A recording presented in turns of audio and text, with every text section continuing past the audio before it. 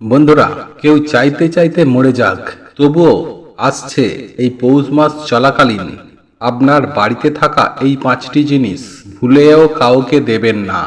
আর আপনি যদি দিয়ে থাকেন তাহলে আপনি ভিখারি হয়ে যাবেন সুনিশ্চিত। হ্যাঁ বন্ধুরা, আপনারা একেবারে ঠিকই শুনছেন। মানুষ গরিব হয় এই একটি কারণে।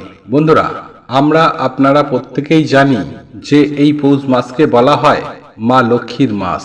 আর আপনারা প্রত্যেকেই জানেন যে এই পবিত্র পৌষ মাসে এমন কিছু কিছু বিধি নিষেধ আছে যেটি প্রত্যেক গৃহস্থ বাড়িকে মেনে চলতে হয়। ঠিক তেমনি আজ আমি আমার এই ভিডিওটির মাধ্যমে আপনার বাড়িতে থাকা এমন বিশেষ বিশেষ কিছু 5টি জিনিসের কথা জানিয়ে দেব, যেই জিনিসগুলি এই আসছে পবিত্র পৌষ মাস চলাকালীন কাউকে দেয়া অনুচিত। হ্যাঁ বন্ধুরা, আপনারা একেবারে ঠিকই শুনছেন। কখনো কোনো পরিস্থিতিতেই কেউ চাইতে চাইতে মরে যাক, তবুও আপনার বাড়িতে থাকা এই 5টি জিনিস কাউকে দেবেন না। বন্ধুরা, এই পৌষ মাসেই ধুমধামের সহিত মা লক্ষ্মীর পুজো আরাধনা করা হয়। শাস্ত্রে এমনটাই উল্লেখ করা আছে যে এই পবিত্র পৌষ মাসে মা লক্ষ্মীর যে ব্যক্তি পুজো আরাধনা করে, বাড়িতে মা লক্ষ্মীর পদচিহ্ন অঙ্কন করে, স্বয়ং মা লক্ষ্মী সেই গৃহে নিবাস করেন। আর মা লক্ষ্মী যে গৃহে নিবাস করেন সেই গৃহে সুখ শান্তি সমৃদ্ধি বৃদ্ধি পায়। তাই আপনারা যদি আপনাদের পরিবারে সুখ শান্তি সমৃদ্ধিকে বৃদ্ধি করতে চান, যদি আপনারা মা লক্ষ্মীর আশীর্বাদ ও কৃপায় ধন্য হতে চান, তাহলে আপনার বাড়িতে থাকা এই জিনিসগুলি কখনো ভুল করেও কাউকে দেবেন না। আর একান্ত যদি আপনাদের কাউকে দিতেই হয়, তাহলে তা সূর্য ডোবার আগেই তাকে দিন। কিন্তু সূর্য অস্ত যাবার পর, অর্থাৎ সন্ধ্যার পরে ভুল করেও এই জিনিসগুলি কাউকে দেবেন না।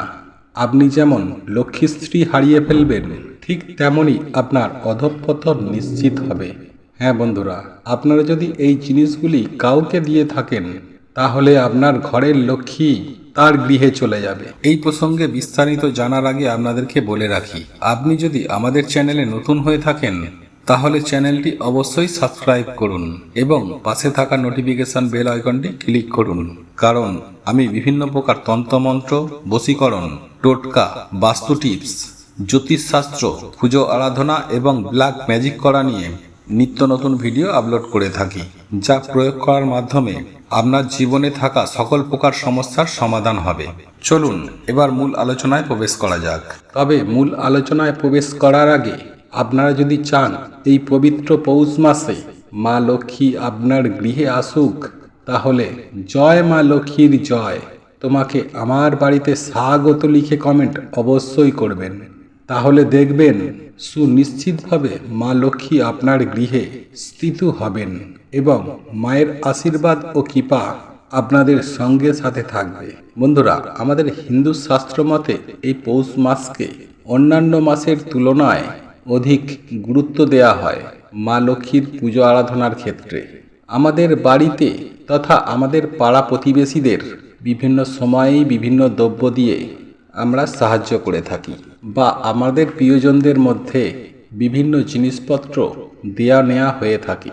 আর এটি খুব স্বাভাবিক এবং এটাই করা উচিত। কিন্তু বন্ধুরা, আজ আমি আমার এই ভিডিওটির মাধ্যমে আপনারই বাড়িতে থাকা এমন 5টি জিনিসের কথা বলবো, যে জিনিসগুলি এই পবিত্র পৌষ মাসে দেওয়া নেওয়া থেকে এড়িয়ে চলুন, বিশেষ করে সন্ধ্যার পর। বন্ধুরা, এই 5টি জিনিস যে দেবে তার অতি অবশ্যই ক্ষতি হবে। আর এটি আমি আপনাদেরকে 100% গ্যারেন্টি দিয়ে বলতে পারি, এবং যে নেবেন তার বিশাল উন্নতি হবে। সুতরাং আপনি এই বিষয়টি একটু মেনে চলার চেষ্টা করবেন। তাই সবার প্রথমে আপনাদেরকে আমি যে জিনিসটির কথা বলবো তা হলো চাল। হ্যাঁ বন্ধুরা, এই পবিত্র পৌষ মাস চলাকালীন সন্ধ্যার পর কাউকে চাল ধার দেবেন না।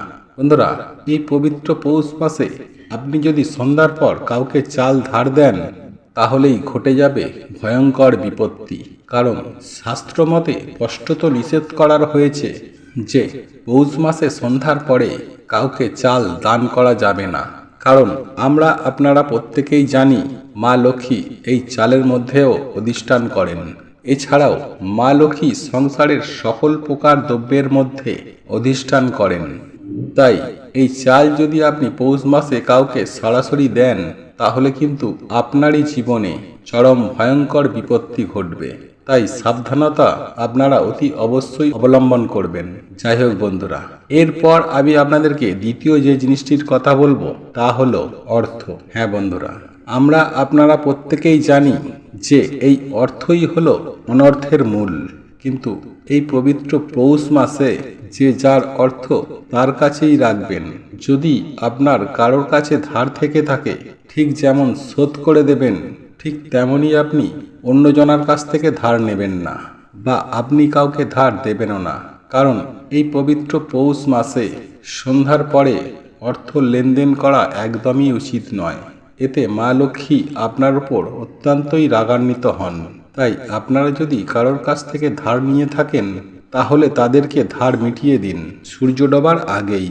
আর আপনি যদি কাউকে সন্ধ্যার পরে অর্থ ধার দেন, তাহলে আপনার জীবনে আগামী বছরটি অতি অবশ্যই খারাপ যাবে। এটুকু আমি আপনাদেরকে সুনিশ্চিতভাবে বলতে পারি। কারণ একটি প্রবাদ আছে, আমরা সকলেই জানি যে কারোর পৌষ মাস আবার কারো সর্বনাশ। তাই আপনি যদি এই জিনিসগুলি কাউকে সন্ধ্যার পরে দেন, তাহলে তার হবে পৌষ মাস আর আপনার হবে সর্বনাশ। আর এর কোনো বিকল্প হয় না। কিন্তু সম্পূর্ণ বিশ্বাসের বিষয়টি সম্পূর্ণ আপনার ব্যক্তিগত। আর এই বিষয়গুলি অনেকেই জানেন। যারা মেনে চলে তারাই জীবনে প্রচুর পরিমাণে আয় উন্নতি করতে সক্ষম হন। যাই হোক বন্ধুরা, আমার বক্তব্য অনুযায়ী এই পৌষ মাসে সন্ধ্যার পরে কারো কাছ থেকে অর্থ নেবেন না, ঠিক তেমনি অর্থ কাউকে ধার দেবেনও না।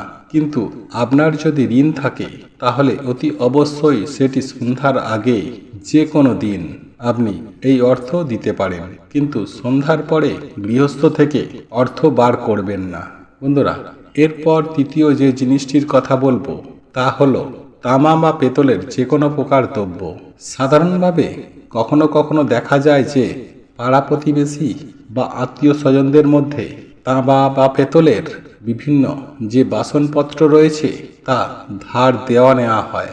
বন্ধুরা, হয়তো তারা এটি ব্যবহার করার পরের দিনই ফেরত দেওয়া হয়, এটা আমি মানছি। কিন্তু এই পবিত্র পৌষ মাসে কোনোভাবেই এই তামা বা পেতলের তৈরি যে কোনো বাসনপত্র আপনারা কাউকে ধার দেবেন না। কারণ আমরা আপনারা প্রত্যেকেই জানি যে এইগুলি হলো বিশুদ্ধ ধাতু। আর এই দ্রব্যগুলো দিয়েই পুজোর বাসনপত্র তৈরি হয়ে থাকে।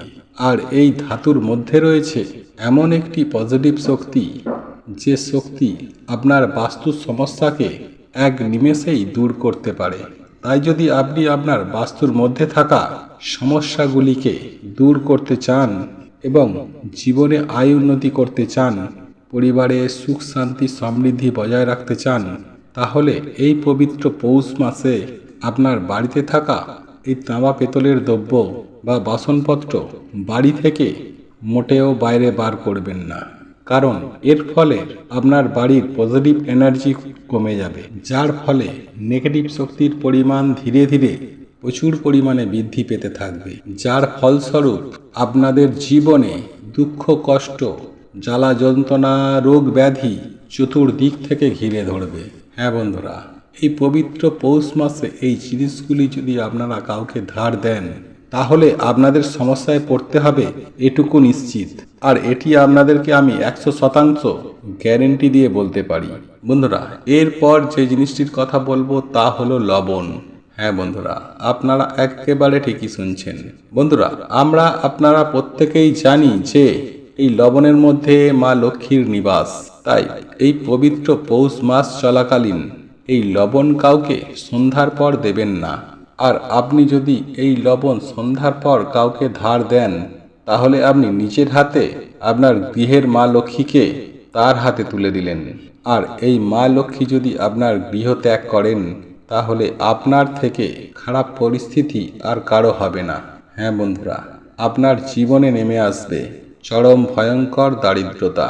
এবং একই সাথে আমি আপনাদেরকে জানিয়ে দেব যে আপনারা এই লবণের সঙ্গে সঙ্গে হলুদও কাউকে দেবেন না। সেই সঙ্গে সঙ্গে গো উৎপাদিত কোনো দ্রব্য আপনারা কাউকে দেবেন না, কারণ আপনারা প্রত্যেকেই জানি যে এই গোমাতার মধ্যে রয়েছে ৩৩ কোটি দেবদেবীর বাস। আর আমরা গো পালন করি দুধ, দই, ছানা, পনির, ক্ষীর, ঘি ইত্যাদি এই দ্রব্যগুলি উৎপাদন করার জন্য। আর সাধারণত এই দ্রব্যগুলির জন্য অনেক মানুষ ব্যবসাও করেন।